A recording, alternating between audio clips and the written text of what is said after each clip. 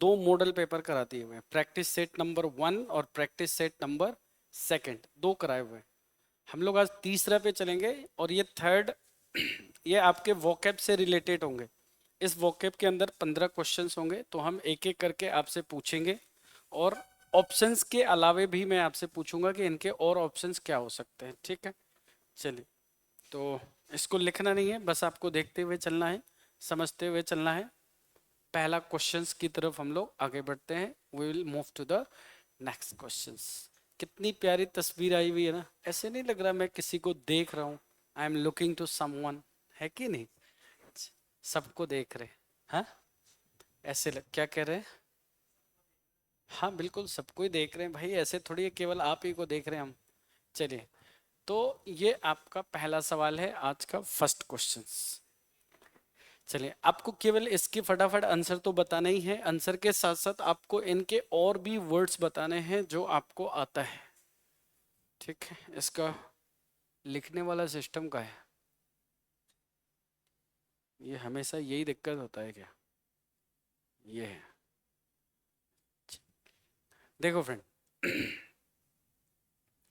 तो हमने इसमें क्या लिखा? एवेंडन, एवेंडन लिखा हुआ है। कौन बताएगा एवेंडन का और सिनोनिम्स क्या क्या आपने पढ़ा है? वो बताना है। नहीं आंसर नहीं, आंसर तो हमें पता है, तुम बता दोगे। चलिए मैं पहला लिखता हूँ फर्स्ट। एक एक को बताना, आपने एक बता दिया तो दूसरा बताएगा, तीसरा बताएगा, ऐसे करके। ठीक है, चलिए पहला वर्ड है आपका, आपने बोला सर रेलिन क्विज, रेलिन क्विज। चलिए आप दूसरा बताइए। लिव, दूसरा है लिव। फोर्सेक तो ऑप्शन में ही है, कोई बात नहीं, चलो फोर्सेक लिख लेते हैं, फोर्सेक। नेक्स्ट बताएंगे, रिनाउंस,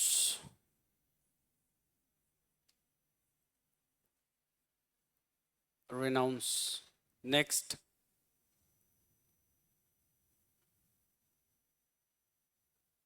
लास्ट बेंच। एक और वर्ड मैंने आपको पढ़ाया था, एब्डिकेट। एब्डिकेट का मतलब होता है किसी पद को त्याग देना। ठीक है, तो हमारे अभी तो मान लो तुम्हारे ऑप्शन में ये आंसर दिख रहा है, आपने इसका आंसर सही कर दिया, फोरसेक आपका बिल्कुल सही आंसर हो गया। लेकिन ऐसा जरूरी नहीं है कि आपके हर बार एग्जाम में फोरसेक ही आए, कुछ और भी आ सकता है ना। तो जब आएंगे तो ये बाकी के ऑप्शन भी आपको क्या होना चाहिए, याद हो जाना चाहिए। बताइए, पहला क्या था आपका? रेलिन क्विज। दूसरा क्या था? लीव। तीसरा क्या था बेटा? फोरसेक। चौथा क्या है? रिनाउंस। नेक्स्ट क्या है? एब्डिकेट। एक और वर्ड में लिख रहा हूं और आप लोग इसको देखो कि कभी आपने इसको देखा है, फोरगो। फोरगो तो सुना तो है, तो फोरगो का मतलब भी होता है किसी चीज को छोड़ देना, त्याग देना। ठीक है, तो ये चीजें हमें क्या करनी है, याद रखनी है। ये आपका पहला है। तो if you want to write you can, या हम आगे बढ़े, बताइए। Next, next a bridge. नहीं नहीं, ए ब्रिज का तो अलग मतलब होता है। देखो भाई, ए ब्रीज का मतलब होता है किसी चीज को छोटा करना।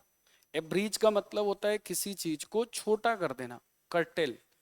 ए ब्रीज का मतलब होता है किसी चीज को छोटा करना, शॉर्टन। ए ब्रीज का मतलब होता है किसी चीज को छोटा करना, मिनिमाइज। इसको ये बोलते हैं एब्रिज। तो ये हमें याद रखना है कि एब्रिज का मतलब हमारा क्या क्या हो सकता है। तो एब्रिज का मतलब हमारा ये हो सकता है, ये। ठीक है, तो ये याद रखना है। अच्छा, इसको याद रखेंगे, ये आपके एग्जाम्स के हिसाब से काफी इंपॉर्टेंट वर्ड है, एब्रीच। चलिए, एब्रीविएशन, बिल्कुल संक्षिप्त में किसी चीज को। एब्रीविएशन का स्पेलिंग क्या होगा?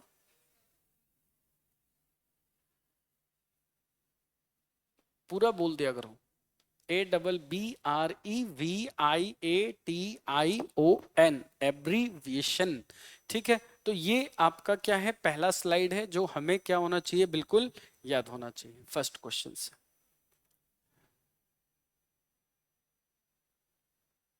अच्छा, ये सेव कहाँ से होगा?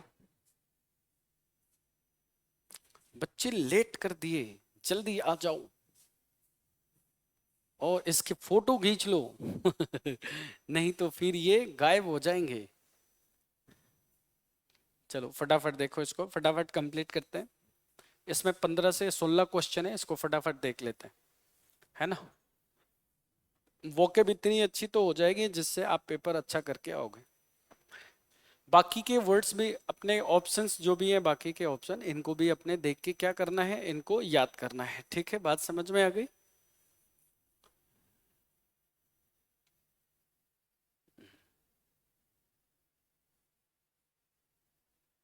चलो यहाँ से, अच्छा इसको सेव कर देते हैं। सेव हो गया। ये सेव कहाँ हुआ है हमें पता नहीं, कहाँ सेव हुआ है। अगला सवाल देखिए बेटा, नेक्स्ट। फ्रेंडली, बहुत बढ़िया। देखो तो बेटा, ये जब भी आपके क्वेश्चंस के अंदर एक वर्ड है, देखो आप कितना फास्ट बता रहे हैं, इसका मतलब कि इस चीज को आपने कभी ना कभी तो पढ़ा हुआ है, इसीलिए तुम इतना फास्ट आंसर बता रहे हो। नहीं तो इतने फास्ट आंसर, वो भी वोकेब के, बहुत मुश्किल है। तो भाई आप लोग जो बाकी हमारे बच्चे हैं जो न्यू हैं इस क्लास के अंदर, वो याद रखेंगे कि ये वर्ड क्या लिखा हुआ है, एमी। एमी का मतलब क्या होता है? एमी क्या है सर? ये रूट वर्ड है। एमी जो है ये एक रूट वर्ड है। और जब भी क्वेश्चन में एमी आ जाता है तो आपको याद रखना है भाई कि एमी का मतलब होता है दोस्ती, यानी फ्रेंड। एमी का मतलब फ्रेंड होता है। अब अगर इसमें एमी के साथ इसने लिखा है एमी एबल, या हम एमी के साथ लिख सकते हैं एमी केबल, ऐसे याद रखिएगा। एमी जब भी आए आपके क्वेश्चन में, इसका मतलब दोस्ती से रिलेटेड होता है, और इसका आंसर भी बहुत इंपॉर्टेंट लिखा हुआ है, फ्रेंडली। तो आसान क्वेश्चन है। अच्छा, इसमें एक चीज और सीखने लायक है, देखो तो बेटा, अगर हमने यहाँ पे लिखा बेटा एमी और इसमें हमने जोड़ दिया साइड, एमी साइड, तो ये जो साइड लिखा है ना, ये साइड भी क्या है? रूट वर्ड है बेटा। साइड भी रूट वर्ड है। किसका रूट वर्ड है? इस साइड का मतलब क्या होता है? किसी को मार देना, किसी की हत्या कर देना, किलिंग। तो बताओ किसकी हत्या की बात कर रहा है? तो अपने मित्र की हत्या करना, अपने दोस्तों की हत्या कर देना। तो एमिसाइड का मतलब क्या होता है सर? एमिसाइड का मतलब होता है कि killing of friend. Killing of friend का मतलब होता है दोस्त की हत्या करना। ठीक है। अच्छा, इसमें एक और वर्ड है, आप देखिए। अगर हमने यहाँ पे लिखा हुआ है एक वर्ड ANNOYED, एनोइड। एनोइड के साथ विथ भी लगता है, याद रखना। और एनोइड के साथ एट भी लगता है बेटा। एनोइड के साथ विथ और एट दोनों लगता है। तो कब हम विथ लगाएंगे और कब हम एट लगाएंगे? तो देखिए, एनोइड का सबसे मतलब, पहला मतलब समझो। एनोइड मतलब होता है किसी से परेशान होना, परेशान होना। ठीक है, चिड़चिड़ा होना। अगर कोई तुम्हें कुछ कहता है, तुम उसकी बातों से चिड़चिड़ा होते हो, तो उसे एनोई कहा जाता है। तो एनोई के साथ विथ कब लगेगा? जब हम आगे किसी व्यक्ति से चिड़चिड़ा या परेशान होते हैं तब। एट कब लगता है? जब हम पर्सन को छोड़ के किसी वस्तु से नाराज होते हैं या फिर चिड़चिड़ा होते हैं तो एट लगता है। तो ये हमें क्या करना है, याद कर लेना है। तो इसका आपका राइट आंसर क्या हो जाएगा बेटा? फ्रेंडली आपका राइट आंसर हो जाएगा। कट नहीं है ये ठीक है। तो इसका आप स्क्रीनशॉट ले लीजिए, फोटो ले लीजिए। और हाँ, स्क्रीनशॉट। स्क्रीनशॉट उन लोगों के लिए जो लाइव देखते हैं।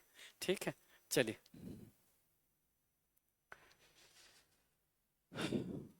चले, पहला, घर पे लिखते भी हैं या केवल फोटो ही फोटो? पक्का? चलो, क्या पता ऐसे लिख देते हैं, नहीं लिखते होंगे तो। हाँ, मेरी फोटो को क्यों फेमस कर रहे हैं भाई? पढ़ने की फेमस करिए ना। मैं खुद फेमस हो जाऊंगा। इधर देखिए, आर्डुअस का मतलब क्या होता है? What do you mean by arduous? Arduous का मतलब होता है जो चीज हमारे समझ से बाहर हो, जो काफी कठिन हो। देखिए, एक चीज वर्ड देखिए तो बेटा, एक वर्ड देखेंगे। चलिए देखिएगा, इसमें सीखने लायक चीजें देखिए। जैसे आपसे एक वर्ड मैं पूछ रहा हूं, बताइएगा। मैंने लिखा अप हिल और मैंने लिखा बेटा टास्क, अप हिल टास्क, इसका मतलब क्या होता है? अप हिल, हिल का मतलब क्या होता है? पहाड़। और अप का मतलब क्या होता है बेटा? ऊपर। अगर पहाड़ के ऊपर चढ़ना है तो ये तो आसान काम नहीं है। तो आसान काम नहीं है, तो इसके लिए जो हमारा राइट आंसर आएगा वो होता है बेटा डिफिकल्ट। और कैसा? डिफिकल्ट वर्क बोल सकते हैं आप इसको, है ना। इसी को हम बोल सकते हैं आर्डुअस, आर्डुअस वर्क। कैसा वर्क? Arduous work. अब देखो, चाहे डिफिकल्ट बोले चाहे आर्डुअस बोले, तो इसका हिंदी में अर्थ होता है कोई भी चीज जो आपके लिए काफी क्या हो? कठिन हो। और अगर कोई चीज कठिन है तो वो आपके लिए क्या हो सकता है? डिफिकल्ट हो सकता है। इसमें एक वर्ड लिखा है ग्लूमी। ग्लूमी का मतलब क्या होता है? What do you mean by gloomy? तो ग्लूमी मतलब होता है उदास। तो उदास के लिए मैंने आपको कल परसों के क्लास में एक वर्ड पढ़ाया था, याद करिए। मेलानकोली, याद आ रहा है? मेलानकोली, ठीक है। उसका मतलब क्या होता है बेटा? उदास। एक वर्ड मैंने आपको पढ़ाया था ग्लूमी। ग्लूमी मतलब उदास। सैड का मतलब क्या होता है? सैड मतलब भी होता है उदास। तो ये हमें क्या करना है? थोड़ा देख लेना है, याद कर लेना है। आगे वर्ड लिखा है पेरुलस। पेरुलस का मतलब क्या होता है? पेरुलस का मतलब होता है कोई चीज जो काफी जोखिम भरा हो, उसको हम बोलते हैं पेरुलस। ठीक है, तो इसका राइट आंसर आर्डुअस का क्या हो जाएगा बेटा? डिफिकल्ट हो जाएगा। ये हमें याद रखना है। क्या बात समझ में आ गया? पॉइंट बिल्कुल क्लियर है इसका। एक चीज और बताइएगा, तो अगर मैं आपसे पूछूं अंडर क्लाउड, कौन कौन बता सकता है अंडर क्लाउड मतलब क्या होता है? बताओ। अंडर क्लाउड, शक के दायरे में। अंडर क्लाउड मतलब क्या होता है? शक के दायरे में। तो शक के दायरे में के लिए हम इसका सही आंसर क्या बनाएंगे? तो इसका सही आंसर हो जाएगा अंडर सस्पिशन। Under suspicion. अच्छा, अगर मैं आपसे पूछूं भैया अंडर द वेदर, बीमार होना। अंडर द वेदर, वेदर मतलब मौसम बिगड़ जाना। तो जब मौसम बिगड़ जाता है इसका मतलब तबीयत खराब हो जाती है। और जब तबीयत खराब हो जाती है तो इसको हम बोलते हैं नॉट, क्या बोलते हैं बेटा? फीलिंग। और क्या बोलते हैं? Well. Not feeling well under the weather. बात समझ में आया ये वाला? चलिए एक क्वेश्चन बताइएगा next. A hard nut to crack, a hard nut to crack, इसका मतलब क्या होता है? हार्ड, हार्ड मतलब होता है कठिन। नट का मतलब होता है अखरोट। अखरोट होता है ना, आप नहीं जानते? जो कि काफी टाइट होता है, जिससे जल्दी से टूटता नहीं है। और जो चीज जल्दी से नहीं टूट रही है इसका मतलब की होता है कि वेरी डिफिकल्ट, मतलब वही ऐसा कोई भी काम जो कि करने में काफी कठिन हो। Very difficult task. ठीक है, नेक्स्ट एक क्वेश्चन बताएंगे। अगर मान लो मैंने बोला बेटा एट ए लॉस, एट ए लॉस, इसका मतलब क्या हुआ? परप्लेक्स। एटेल लोस, देखिए लोस का मतलब होता है खोना। खोना मतलब कि किसी चीज का निर्णय ना ले पाना, निर्णय ना ले पाना। इसका मतलब होता है बेटा unable to decide, unable to decide, निर्णय ना ले पाना, इसको बोलते हैं एट ए लॉस। अच्छा, अगर मान लो क्वेश्चन आ गया एग्जाम में एट ए सी, इसको क्या बोलेंगे? सी। एट ए सी का मतलब, सी मतलब क्या होता है? समुद्र। अगर तुम्हें समुद्र में ले जाकर छोड़ दिया जाए तो तुम क्या करोगे? You will get puzzled, puzzled हो जाएंगे, परप्लेक्स्ड हो जाएंगे, आप अनेबल टू डिसाइड हो जाएंगे, आप निर्णय नहीं ले पाएंगे कि मुझे क्या करना है ना। आप अपने आप को कठिन परिस्थिति में पाएंगे, उसको बोला जाता है एट ए सी। तो चाहे आप बोले एट ए लॉस या बोले एट ए सी, दोनों का मतलब होता है unable to decide. Point clear हो गया? ये वाला वोकेब वाला सेक्शंस बिल्कुल क्लियर है। इसको एक बार आप स्क्रीनशॉट ले लीजिए, फिर आगे चलते हैं। Take your time. आप काफ़ी अच्छे बच्चे हैं आप लोग, इसलिए स्क्रीनशॉट लेने में क्या कहते हैं, आपको डिग्री प्राप्त है। है कि नहीं? चलो, अच्छे बात, अच्छे क्वेश्चंस। चले साहब आगे नेक्स्ट क्वेश्चन की तरफ। तो इसको कर देते हैं सेव। लो भाई, स्क्रीनशॉट ऐसे ही लिया जाता है ना, इससे बढ़िया स्क्रीनशॉट क्या लोगे अब? आगे देखते हैं। चलिए फटाफट बता दे।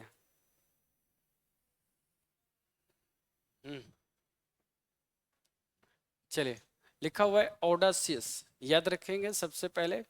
ऑडासियस का मतलब होता है कि ऐसा इंसान जो काफी बहादुर होता है, साहसी इंसान को बोलते हैं। तो साहसी इंसान को अगर बोलेंगे इसका मतलब ये होगा कि वो डेयरिंग हो सकता है, यानी साहसी को हम इंग्लिश में क्या बोल सकते हैं, बोल्ड। बोल्ड याद रखिए। और क्या बोल सकते हैं, डेयरिंग, डेयरिंग याद रखिए, साहसी। तो डेयरिंग ऑप्शन में दिया हुआ है, ये आपका राइट आंसर है। लेकिन बाकी के ऑप्शन को भी थोड़ा देख लीजिए। एक वर्ड आपके सामने लिखा हुआ है इंडस्ट्रियस, बेटा इंडस्ट्रियस, बहुत बार इस वर्ड को आपने सुना होगा, पढ़ा होगा।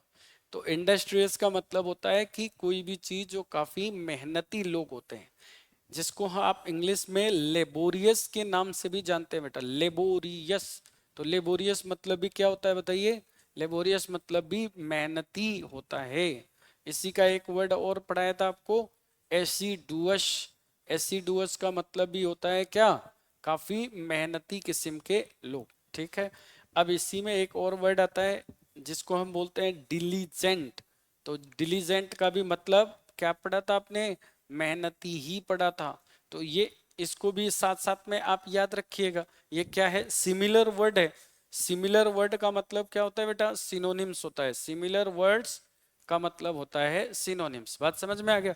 आगे ऑप्शन में एक और वर्ड लिखा गया है, आप देख लो, जो बोइस्ट्रस। बोइस्ट्रस का मतलब होता है शोरगुल करना, दिखावा करना, एक तरह से शोरगुल करना, दिखावा करना, शोरगुल करना।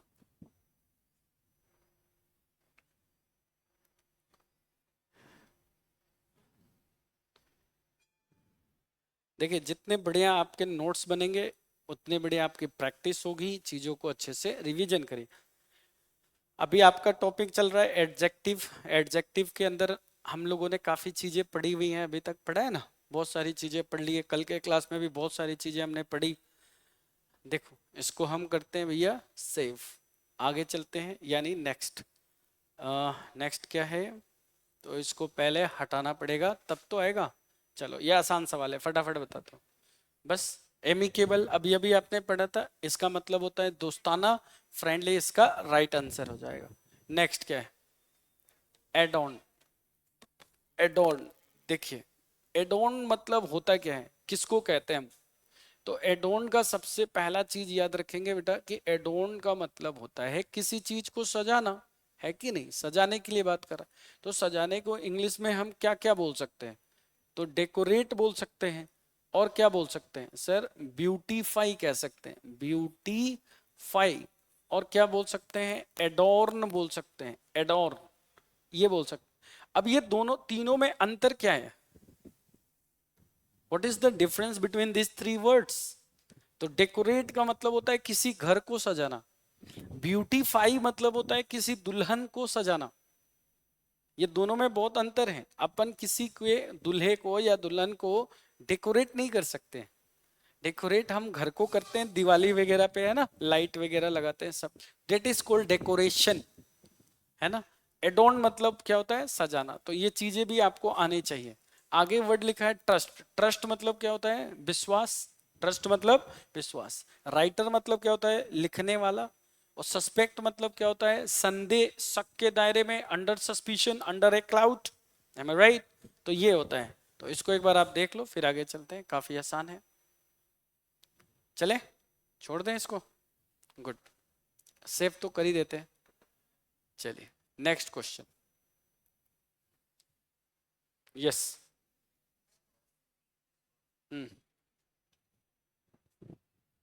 चलिए, ये लिखा है एडवर्सिटी। एडवर्सिटी का मतलब क्या होता है, तो थोड़ा देखिएगा और हमें बताइएगा, दो चीजें बताएंगे प्लीज। एक वर्ड मैंने आपके सामने लिखा बेटा एवर्स, और एक वर्ड मैंने आपके सामने लिखा एडवर्स। दोनों में अंतर क्या है, एवर्स, एडवर्स।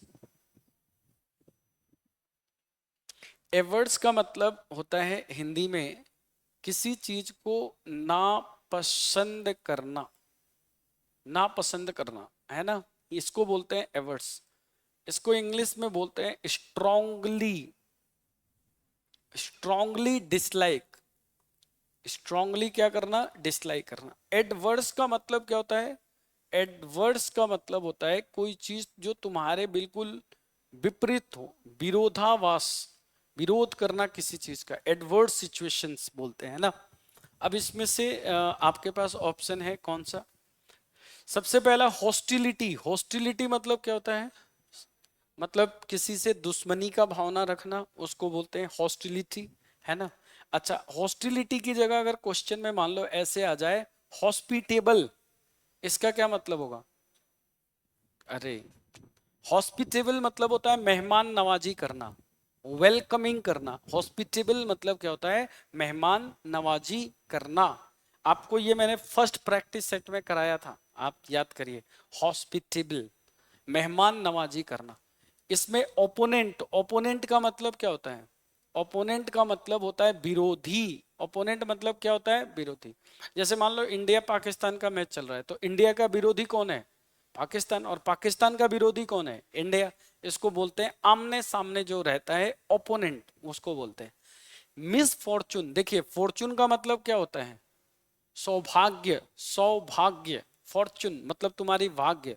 उसमें इसने क्या जोड़ा हुआ है? मिस, तो मिस जोड़ दिया, तो इसका मतलब क्या हो गया? Miss Fortune. इसका मतलब होगा दुर्भाग्य। तो इसके एडवर्सिटी का मतलब होता है विपत्ति, दुर्भाग्य। तो इसको सही आंसर क्या हो जाएगा? Miss Fortune. एडवर्सरी का मतलब क्या होता है? हाँ, आपको नहीं लग रहा एडवर्सिटी से ही एडवर्सरी निकला हुआ है? देखो, बिल्कुल तीनों हो गए। यही तो मैं आपसे सुनना चाह रहा था, लेकिन आप नहीं बता पा रहे थे। सर, इसके तीनों ही आंसर सही है। एडवर्सिटी का देखा जाए तो ओपोनेंट भी होगा, मिसफॉर्चून भी होगा और एडवर्सरी भी होगा। ठीक है, तीनों सही आंसर है। लेकिन एडवर्सिटी का एक हिंदी में मतलब होता है विपत्ति। मतलब ऐसा सिचुएशन आना जो आपका अनफेवरेबल हो, आपके फेवर में नहीं हो, तो फिर हम उसको बोलते हैं मिसफॉर्चून। तो इसीलिए तीनों में से मिसफॉर्चून सेलेक्ट करना पड़ेगा। इसका स्क्रीनशॉट ले लीजिए, काफी इंपॉर्टेंट वर्ड है, आपको याद रखना चाहिए मेरे हिसाब से। चले नेक्स्ट, एफ्लुएंस। बताइए, देखो भैया बोर्ड पे देखो भाई, देखिए एफ्लुएंस। एफ्लुएंस एक वर्ड अभी 2023 में पूछा था। 2023 में एक वर्ड जो मैंने प्रैक्टिस सेट नंबर 1 वाले पेपर में आप लोगों को ये वर्ड जरूर मैंने कराया होगा। उसमें एक वर्ड था ए बाउंड। ए बाउंड, ठीक है। ए बाउंड, ए बाउंड मतलब क्या होता है? जो चीज काफी सरप्लस हो, सरप्लस है ना, एडिक्वेट हो। क्या बोलेंगे इसको? काफी एडिक्वेट हो, एडिक्वेट।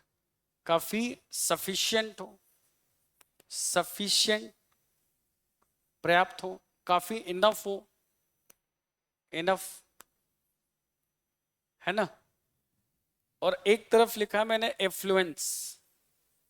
एफ्लुएंस, एफ्लुएंस का मतलब होता है प्रोस्परस, प्रोस्परस, समृद्धि। इसका मतलब होता है वेल्थ। इसका मतलब होता है रिचनेस, रिचनेस। ये, तो बताइए इसका आंसर क्या हो जाएगा? अब इसमें एक ऑप्शन ये देखिए, ए डब्ल्यू के W A R D, awkward. Awkward का मतलब होता है भैया जी क्लमजी। क्लमजी का मतलब होता है रफ, जिसको बोलते हैं बेढंगा तरीके का। तो इसको आपको याद रखना है, ये तीनों काफी अच्छे वर्ड है। अब डिफिकल्टी तो आसान है, इसको कोई रिचनेस। इन्फ्लुएंस मतलब क्या होता है? इन्फ्लुएंस का मतलब होता है प्रभाव। तो आप इसको देख लीजिए एक बार और इसके स्क्रीनशॉट ले लीजिए, यानी पिक ले लीजिए।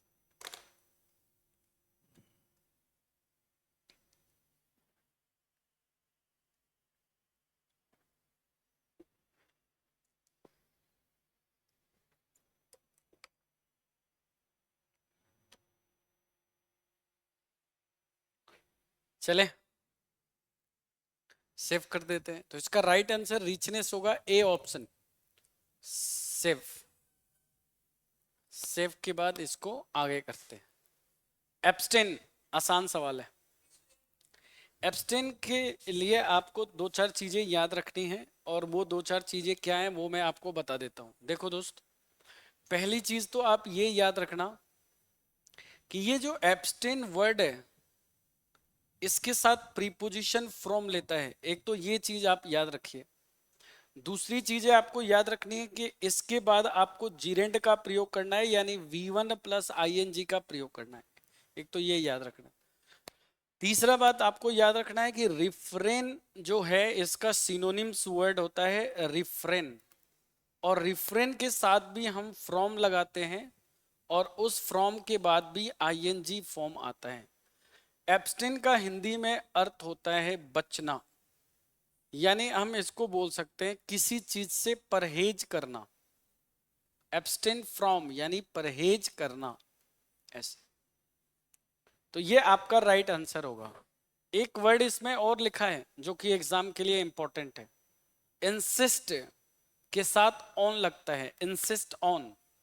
इसका मतलब होता है किसी से आग्रह करना, इसको ये कहते हैं आग्रह करना। ये एक वर्ड और है, आप बताओ। एक वर्ड लिखा है बेटा रेजिस्ट, कोई बता सकता है? रेजिस्ट से रेजिस्टेंस क्या होता है? रेजिस्ट मतलब, रेजिस्ट मतलब होता है किसी चीज को रोकना, रेजिस्ट करना, मना करना। ठीक है, तो ये वर्ड है आपके सामने। परसिस्ट मतलब कोई चीज जो लगातार हो रही है, परसिस्टेंस। तो ये आपके पास वर्ड है, आप इनको देख लीजिए, और उम्मीद करता हूं कि आपको समझ में भी आ रहे होंगे। एब्सटेन के साथ हमारा जो वर्ड है रिफ्रेन, तो हमारा जो हर फ्राइडे को जो प्रैक्टिस है वो मुझे लगता है कि आपको काफी बेनिफिट करेगा आने वाले टाइम के अंदर। ठीक है, तो इसको भी हम करते हैं सेव, और नेक्स्ट क्वेश्चंस की तरफ मूव करते हैं दोस्तों। यानी नेक्स्ट सवाल आसान सवाल है, एनसेस्टर। तो एक चीज मेरे तरफ से, एक चीज आप लोग काम करना है। क्या काम करना है वो देखिए। काम ये करना है बेटा कि ये वर्ड आपको क्या करना है कि घर पे जैसे ही हमने लिखा एंसेस्टर, तो आपको पता है कि एंसेस्टर का हिंदी में मतलब होता है पूर्वज। और जो पूर्वज होते हैं वो कौन होते हैं? तो सब वो होते हैं हमारे फोर फादर्स होते हैं, है ना? फोर फादर, इसको हम बोलते हैं क्या? अपना पूर्वज। इसके अलावे भी दो चार ऐसे वर्ड हैं जो एग्जाम्स में पूछे गए। Ancestors, forefathers, predecessor. Pre pre मतलब पहले, पहली की चीजें। तो वो चीजें आपको याद करनी है। ओल्ड पीपल माने बुजुर्ग लोग नहीं होगा इसमें। ट्राइब्स का मतलब होता है ट्राइबल, मतलब जो पहाड़ों में रहते हैं, ट्राइबल्स होते हैं, उनको कहते हैं। एक्सटिंक्ट का मतलब क्या होता है? लुप्त होना। जो चीज गायब हो जाता है उससे बोलते हैं एक्सटिंक्ट होना। ठीक है, गायब होना। तो आपका आंसर हो जाएगा फोर फादर। इनके बाकी ऑप्शंस भी दो चार और हैं, वो आप जरूर देखने का कष्ट करें, थोड़ा याद कर ले इनको देखकर। शायद मुझे अभी याद नहीं आ रहा, नहीं तो मैं आपको बता देता। नेक्स्ट क्वेश्चंस देखिए, इसको आप ले लो फोटो। इसमें टोटल क्वेश्चंस हम लोगों का 15 क्वेश्चंस है। आगे बढ़ते हैं।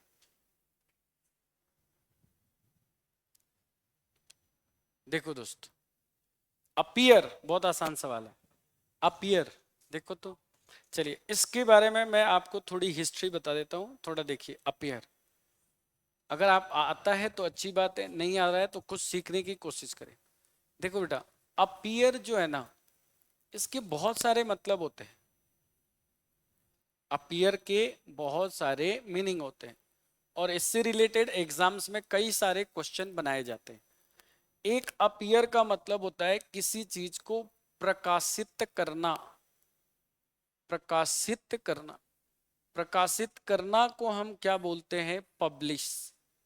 टू पब्लिश कहते हैं, पब्लिश। एक अपीयर का मतलब होता है किसी चीज को उजागर करना। उजागर करना, उजागर करना को इंग्लिश में बोलते हैं टू रिवील। रिवील। और एक अपीयर का मतलब होता है प्रतीत होना, मतलब लगना, मुझे ऐसा लग रहा है कि, और इसको बोलते हैं बेटा टू सिम। सिम। अब इसमें एक नई चीज तुम्हें क्या याद रखनी है कि अपीयर का मतलब जब प्रकाशित करना होता है ना, तो ग्रामर में अपीयरिंग वर्ड आ सकता है, ये सही है। जब उजागर करना भी होगा तो भी हम अपीयरिंग वर्ड का यूज कर सकते हैं, ये भी सही है। लेकिन प्रतीत होना होगा, इस कंडीशंस में आप कभी भी अपीयरिंग में आईएनजी का प्रयोग नहीं कर सकते, ये गलत माना जाता है। ऐसा क्यों? ऐसा इसलिए क्योंकि इसे स्टैटिक वर्ब के नाम से भी जाना जाता है। ये जब मैं टेंस आपको पढ़ाऊंगा तो आपको ये सारी बातें जरूर पढ़ाऊंगा। स्टैटिक वर्ब तो ये कई बार एग्जाम्स में क्वेश्चंस आते हैं, तो आपको याद रखना है। यहाँ अपीयर मतलब देखिए बहुत सारे दिया हुआ है। इंटर माने प्रवेश करना, एलाउ का मतलब होता है अनुमति देना, सी मतलब देखना, सिम मतलब लगना, तो सिम आंसर हो जाएगा। एलाउ नहीं होगा इसका। अपीयर मतलब प्रतीत होना ना, मुझे ऐसा लग रहा है, तो सिम होगा इसका आंसर। ये तो इसको करते हैं हम सेव। ये हो गया सेव। अगर ये सेव हो गया तो अगले क्वेश्चंस की तरफ हम मूव करते हैं। अप्रेज। नहीं दोस्त, अप्रीज का मतलब अगर तारीफ करना होगा तो मुझे बताओ फिर प्रेस मतलब क्या होगा। अगर हमने यहाँ लिखा बेटा प्रेस, तो प्रेस का मतलब होता है किसी का प्रशंसा करना। प्रशंसा करना, प्रेस। ठीक है, जिसको हम इंग्लिश में लॉडेबल भी कहते हैं। लॉडेबल, प्रशंसा करना कहते हैं ना। ये अप्रेज लिखा हुआ है, APPRAISE, ये लिखा हुआ है अप्रेज, इसका पूछ रहा है। तो अप्रेज मतलब होता है किसी चीज को जज करना, मूल्यांकन करना। एप्रिसिएट का मतलब क्या होता है? एप्रिसिएट, क्या आप बात कर रहे हो? अप्रिशिएट मतलब किसी की प्रशंसा करना। अप्रिशिएट, जैसे आपने किसी की भी प्रशंसा की, सर वो अच्छा काम कर रहे हैं, अच्छे ये बच्चे अच्छे मार्क्स ला रहे हैं, तो मैं आपको अप्रिशिएट कर रहा हूं, तो वो होता है अप्रिशिएट। एक्यूज मतलब क्या होता है बेटा? एक्यूज काफी अच्छा वर्ड है बेटा। एक होता है एक्यूज्ड और एक होता है बेटा एक्यूट। दोनों में क्या फर्क है? एक्यूज्ड मतलब, गुड, एक्यूज्ड मतलब होता है किसी के ऊपर आरोप लगाना, और एक्यूट मतलब होता है आरोप को हटाना। दोनों समझ में आ गया? और दोनों ही अपने बाद क्या लेंगे? ऑफ लेंगे। हाँ भाई खेमराज, तो पहले के अपेक्षा अब तुम्हारी क्लास तो सही चल रही है। It's going good, am I right? एक प्रॉपर तरीके से आपके सब कुछ चल रहे हैं। तो जज का मतलब क्या होता है यहाँ पे? तो ये हो जाएगा आपका राइट आंसर। तो इसको आप देख लो, ये काफी इंपॉर्टेंट वर्ड है। एक दूसरे के विलोम शब्द भी हैं, एंटोनिम्स भी है। ये एक्यूज्ड का ऑपोजिट एक्यूट होता है। नेक्स्ट, सेव कर लेते हैं इसको, आगे चलो भैया। Next, absolve.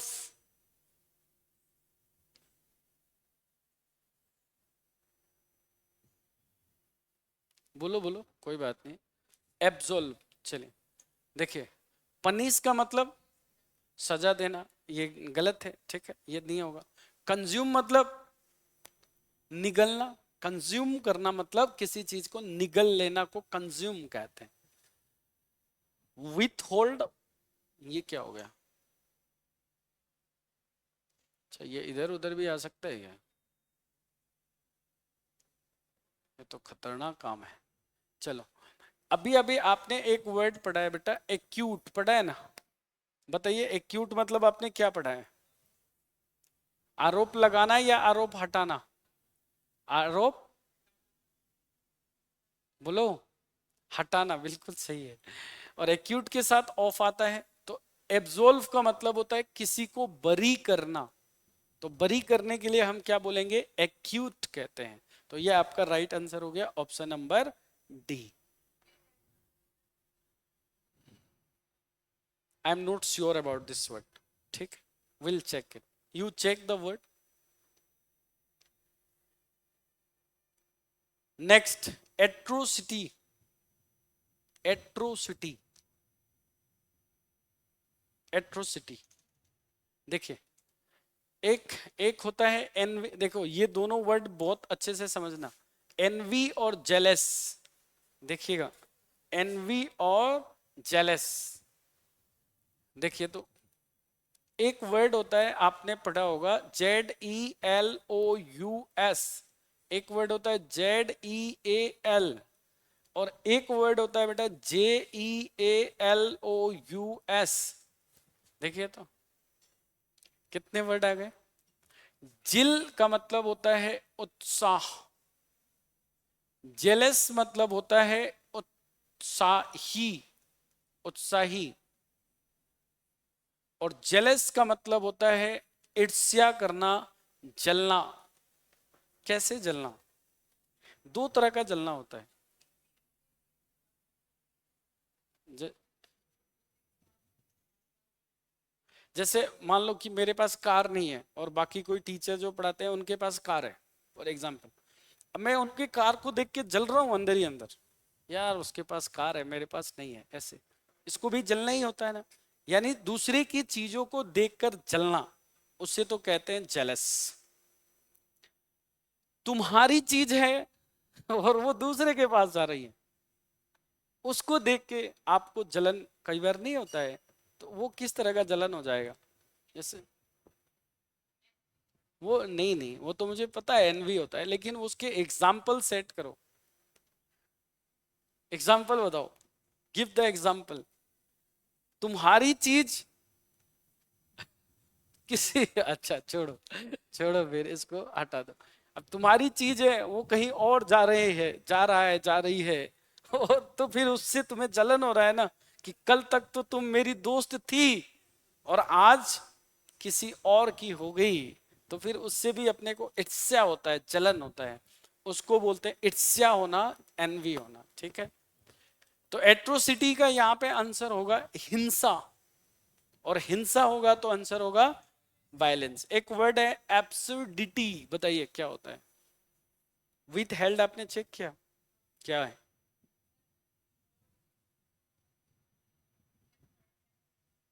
अच्छा, होल्ड, विथ होल्ड मतलब किसी चीज को स्टे पे रखना, that is with held, with held, with hold, with held से बना।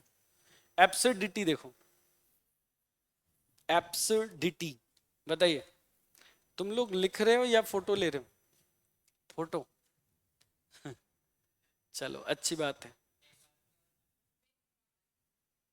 हाँ? नहीं, इसके और भी वर्ड्स देखो। बेतुकापन मतलब किसी का कोई तर्क वितर्क नहीं होना, बिना मतलब का सवाल जवाब करना, उसको बोलते हैं नॉनसेंस। बिल्कुल सही।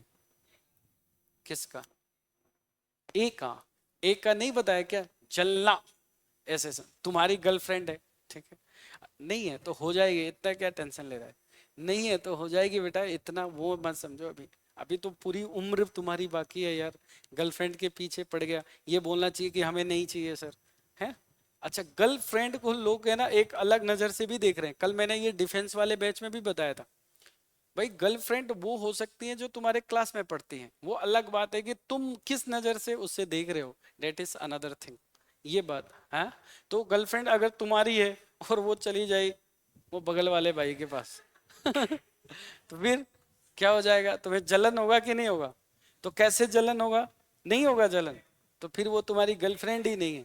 अब मैं तो समझाने के लिए बोल रहा हूँ, उसको एनवी कहते हैं, ठीक है, उसको चलो छोड़ दो इसको, ठीक है। तो ये हो गया, इसको करते हैं सेव और देखते हैं कितने क्वेश्चन और बाकी है। नहीं होगा तो नहीं होगा, देखो तो एक्रियू, एक्रियू, हाँ देखो मैं बताऊं, कोई बात नहीं, इधर देखो, खेमराज आप बता दो कम से कम। नहीं पता, पढ़ाया हुआ है कि नहीं पढ़ाया, नहीं पढ़ाया है, अरे मेरे टाइगर, एक्रीव का मतलब होता है बेटा किसी चीज को संग्रह करना, संग्रह करना, संग्रह करना। देखो इधर बात मत करो प्लीज मेरे प्यारे दोस्तों। इसको बोलते हैं गेदर, इसको बोलते हैं किसी चीज को कलेक्ट कर लो, इसको बोलते हैं एमास, है ना। इसी चीज को हम बोल सकते हैं बेटा एक्यूम्यूलेट कर दो, और इसी चीज को बोल सकते हैं ACCRUE, एक्रियो। देखो इधर, इसका मतलब होता है किसी चीज को संग्रह करना, इकट्ठा करना। क्या क्या बोल सकते हो बताओ? Gather, collect, amass, accumulate, accrue. बाकी का ऑप्शन देखो तो ये क्या लिखा है, आसान है। ग्रो मतलब बढ़ना, ग्रो मतलब बढ़ना, है ना, उगना। एकोमोडेट मतलब समायोजित करना। एकोमोडेट के स्पेलिंग में CCM, इसको भी याद रखना, ACCOMMODATE, एकोमोडेट। आगे क्या लिखा है बेटा? सफिशियंस, सफिशियंट मतलब बहुत ज्यादा, पर्याप्त मात्रा में कोई चीज होना। तो इसका राइट आंसर आपका क्या हो जाएगा? एक्यूमुलेट करना। तो इसको एक बार आप लोग लिख लो, काफी इंपॉर्टेंट है।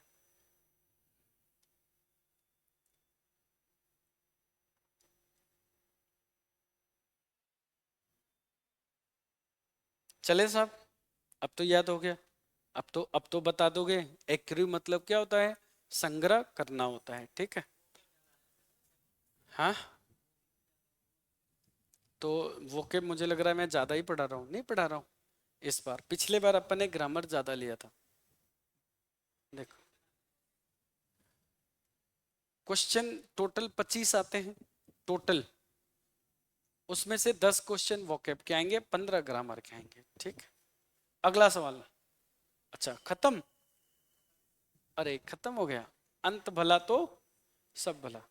तो ये इस तरह से हम लोगों ने अपने कंटेंट को खत्म कर लिया। चलो एक लास्ट कंटेंट में तुम्हें पढ़ाना चाहता हूँ एडजेक्टिव का, उसको बता देते हैं और उसके बाद क्लास ओवर करते हैं।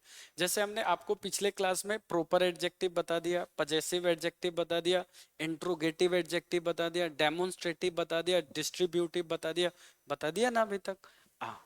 तो अब हम लोग चलते हैं बेटा, क्योंकि मंडे से जब अपन मिलेंगे ना, तो एडजेक्टिव का एक नया पार्ट है, उसका नाम है डिग्री। क्या नाम है? Degree of comparison. तो वो हम लोग मंडे से चालू करेंगे। कल तो आपका क्या लगेगा? टेस्ट लगेगा कल आपका टेस्ट।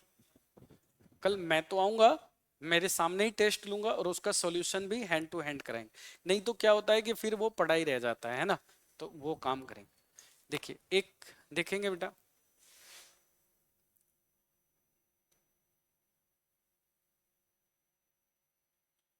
देखिए तो थोड़ा सा, एक होता है बेटा एडजेक्टिव ऑफ नंबर, हेडिंग डालिएगा adjective of number. Adjective of number कहें या आप इसे कहते हैं न्यूमरल एडजेक्टिव, न्यूमरल एडजेक्टिव, ठीक है। इसको हम हिंदी में कहते हैं बेटा संख्यावाचक, संख्यावाचक विशेषण, संख्यावाचक विशेषण, एडजेक्टिव ऑफ नंबर को, ठीक है।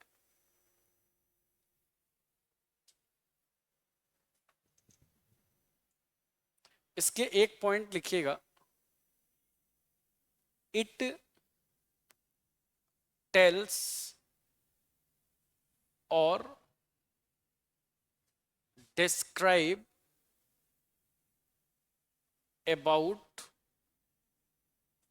about the number, about the number of noun, it tells or describe about the number of noun, यानी किसी नाउन के नंबर के बारे में बताता है, ठीक है। दूसरी बात देखिएगा, सेकेंड चीज, कि ये जो एडजेक्टिव ऑफ नंबर होता है ना, ये ज्यादातर किसके बारे में बताता है बेटा? ये बताता है हाउ मेनी के बारे में। किसके बारे में? How many. हाउ मेनी याद रखिएगा, हाउ मेनी यानी ये बताता है किसी संख्या के बारे में। हाउ मेनी संख्या होता है। हाउ मेनी क्या होता है? संख्या होता है। देखिएगा प्लीज। तीसरा, ये दो तरह के होते हैं भैया। It is of two types. It is of two types. ये दो तरह के होते हैं। कौन कौन से होते हैं, कोई बता सकता है? पहला को बोलते हैं फर्स्ट, पहला को बोलते हैं बेटा डेफिनिट नंबर।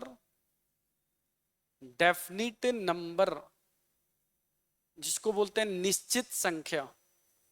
और जो दूसरा होता है इसको बोलते हैं इनडेफिनिट नंबर। इसको बोलते हैं अनिश्चित संख्या।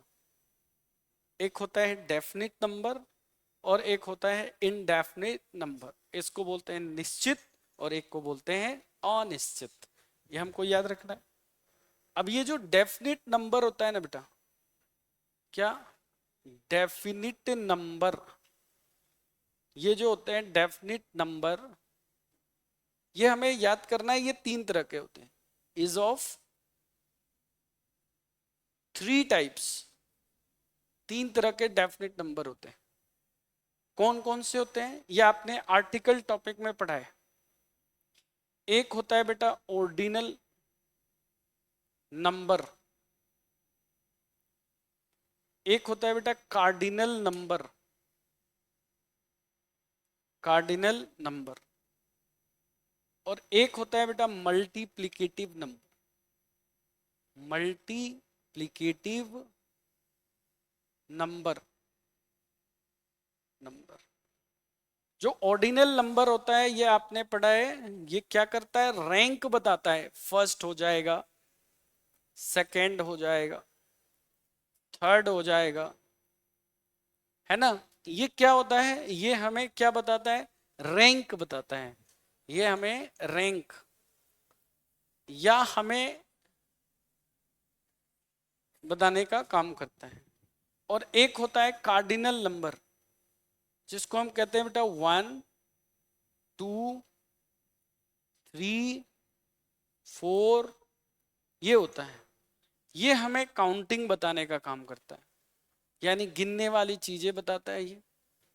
और एक होता है हमारे साथ जिसको हम बोलते हैं बेटा सिंगल, डबल और ट्रिपल। एक होता है ये। तो ये बताता है हमें मल्टीप्लिकेशन। मल्टीप्लिकेशन बताता है ये। याद रखना है कि ऑर्डिनल नंबर से पहले हम क्या यूज करते हैं? Definite article. डेफिनिट आर्टिकल में क्या आता है? द आता है। ये यूज करते हैं। लेकिन इन दोनों के पहले जनरली हम किसी भी आर्टिकल का इस्तेमाल नहीं करते भाई। नो आर्टिकल आएगा। ये क्लियर हो गया? ये चीज हमने आर्टिकल टॉपिक में भी आपको बताया था। इसके बाद इसके सीक्वेंस को याद रखेंगे।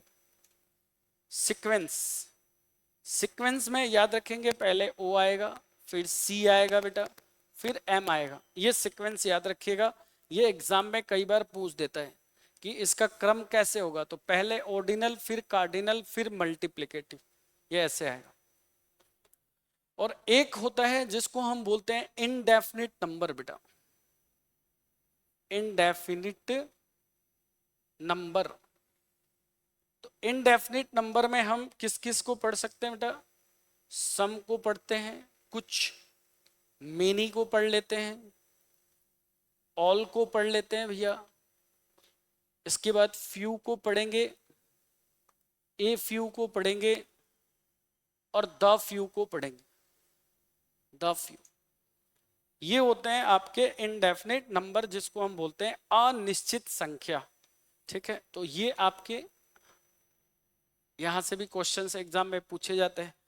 तो इस तरीके से हम लोगों का एडजेक्टिव का जो सेक्शन है वो लगभग कंप्लीट हो गया है। मंडे से हम लोग नया टॉपिक चालू करेंगे जिसका नाम है डिग्री ऑफ कंपैरिजन। ठीक है, वो हमने आज का प्रैक्टिस सेट तीसरा देख ही लिया। कल आपका टेस्ट होगा, आप लोग पढ़कर आइएगा। तो आज के लिए इतना ही। थैंक यू सो मच आप लोगों का कीमती समय देने के लिए। मिलते हैं कल के क्लास में। कोई दिक्कत नहीं।